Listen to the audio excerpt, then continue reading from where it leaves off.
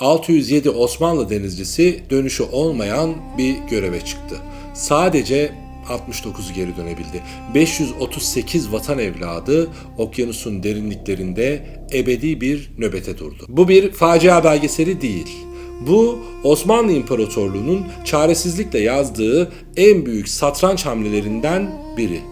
Ve o gece Japon balıkçılarının çıplak bedenleriyle yaktığı insanlık meşalesi. Okyanusun dibindeki bir gemi enkazı 95 yıl sonra Tahran'daki Japonları nasıl kurtardı? Tarihin en büyük kelebek etkilerinden birine hazır mısınız? Hazırsanız her zamanki gibi zamanı geri sarıyoruz.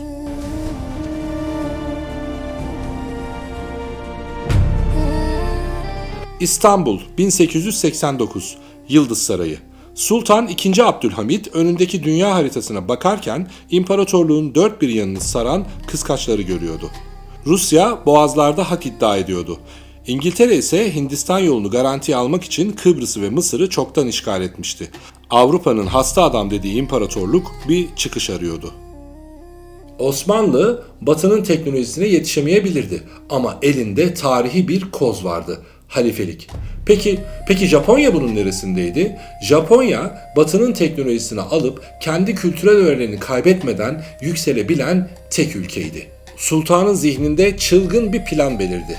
İslam dünyasının manevi gücünü alıp Japonların disipliniyle birleştirerek İngiliz sömürgesini kırmak. Bu hayalin taşıyıcısı ise 25 yaşında yorgun bir fırkateyn olacaktı, Ertuğrul.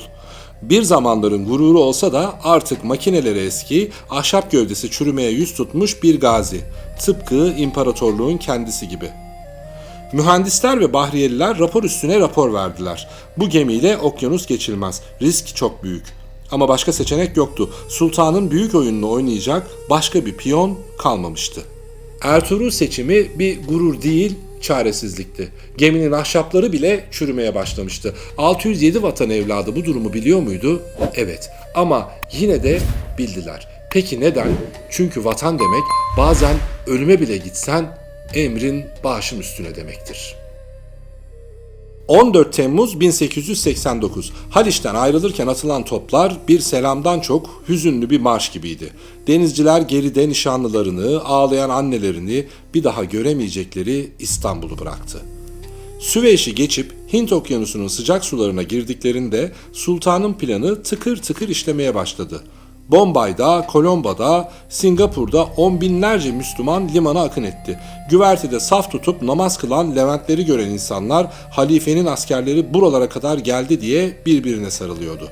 İngiliz sömürge yöneticileri telgrafları son hızla çalıştırıyorlardı. Onlara göre bu eski ahşap gemi bir isyan ateşi yakıyordu. Ama onların anlamadıkları şey şuydu. Bu bir isyan ateşi değil, bu bir uyanıştı. Bir imparatorluk son nefesiyle milyonlarca Müslümanın yüreğine umut üflüyordu. Ancak geminin içinde bambaşka bir trajedi vardı.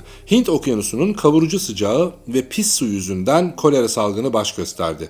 Her gün birkaç Levent daha hastalanıyor, ölenler denize emanet ediliyordu. Yokohama'ya vardıklarında mürettebatın bir kısmı yaşamını yitirmiş, sağ kalanlar ise adeta birer canlı cenazeye dönmüştü. Japonya'da geçirilen 3 ay adeta bir rüyaydı. Japon İmparatoru Meiji bu çilekeş ama gururlu adamları görünce çok etkilendi. Ressam Ohara Koson geminin resmini yaptı. İmparator Albay Osman Bey'e ve mürettebata nişanlar takdim etti. İki imparatorluk arasında ilk resmi temas kurulmuştu. Dönüş vakti geldiğinde mevsim çoktan sonbahara dönmüştü. Japon denizciler uyardılar. Sakın yola çıkmayın. Pasifik'te tayfun zamanı. Çok tehlikeli bir yolculuk olur bu sizin için dediler. Ama İstanbul'un siyasi takvimi bekleyemezdi. Belki de geminin komutanının arzusuydu doğanın kanunlarını dinletmeyen. 15 Eylül 1890 sabahı Ertuğrul Yokohama'dan ayrıldı. Sadece bir gün sonra bir kasırganın tam göbeğinde kaldılar. Dalgalar 10 metreyi buluyor, rüzgar direkleri 2 büklüm ediyordu. 16 Eylül gecesi saat 21.30 sıralarında Ertuğrul şeytan kayalıklarına doğru sürüklendi. Ardından o korkunç gürültü geldi. Gemi ikiye bölündü. Köprü üstündeki Albay Osman Bey sancakla birlikte sulara gömüldü. Yüzlerce denizci okyanusun buz gibi karanlığında çırpınıyordu. O gece 587 vatan evladı Pasifik'in derinliklerinde ebedi istirahatgahlarına kavuştu. Ama o gece insanlık tarihine kazınan bir vefa sahnesi yaşandı. Kushimoto köylüleri sahile vuran denizcileri görünce hemencecik yardıma koştular. Ellerinde bir battaniye yoktu. Ne yazık ki tıbbi malzeme yoktu. Ellerinde hiçbir şey yoktu. Ne de olsa köylülerdi onlar. Ama işte burada insanlığın o büyük onuru ve insanlığın yardımseveri ve Japonlarla Türklerin belki bu kadar iyi anlaşmasının tohumları atıldı. Ne yaptılar biliyor musunuz? Kendi vücut ısılarını paylaştılar. Kadınlar, erkekler, çocuklar kendi kıyafetlerini çıkarıp çıplak bedenleriyle donmak üzere olan Türk askerlerine sarıldılar. Bir insanı sadece kendi vücut ısısı ve şefkatiyle hayata döndürmeye çalıştılar. Sabah olduğunda 69 denizci hayattaydı. Japon balıkçıları günlerce enkaz aradılar. Ne yazık ki ölüleri toplayıp kimlik tespiti yaptılar.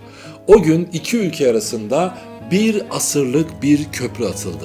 Bu köprünün adı Vefa'ydı. Ertuğrul battı. Sultanın okyanuslardaki satranç hamlesi kayalıklarda parçalandı.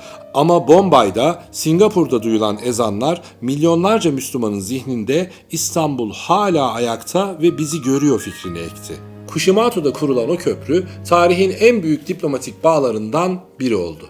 Biz o gece dedelerimizi ısıtanların torunlarını asla yalnız bırakmadık. Çünkü vefa verilen bir sözün değil, hissedilen borcun adıdır. 1985 yılı Tahran.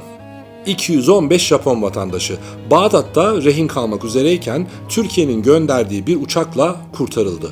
O uçağın kaptan pilotu yıllar sonra şöyle dedi: "Biz sadece 95 yıl önce dedelerimizi ısıtan o Japon balıkçıların torunlarına vefa borcumuzu ödedik." Ertuğrul fiziken battı. 587 vatan evladı Pasifik'in derinlerinde uyuyor. Ama temsil ettiği her şey, cesaret, dostluk, vefa suyun üstünde kaldı. Okyanusun dibindeki bir gemi 95 yıl sonra 215 Japon'un hayatını kurtardı. Hepsinin ruhları şad olsun. Geldik videonun sonuna. Bunun gibi videoları görmek, öğrenmek, dinlemek istiyorsanız ve tarihin tozlu sayfalarında bizimle gezinmek istiyorsanız lütfen bizi desteklemeyi unutmayın. Lütfen abone olun, beğenin ve yorumlarda ne düşündüğünüzü lütfen bizimle paylaşın. Tarihin derinliklerine hep birlikte geri saralım. Görüşmek üzere.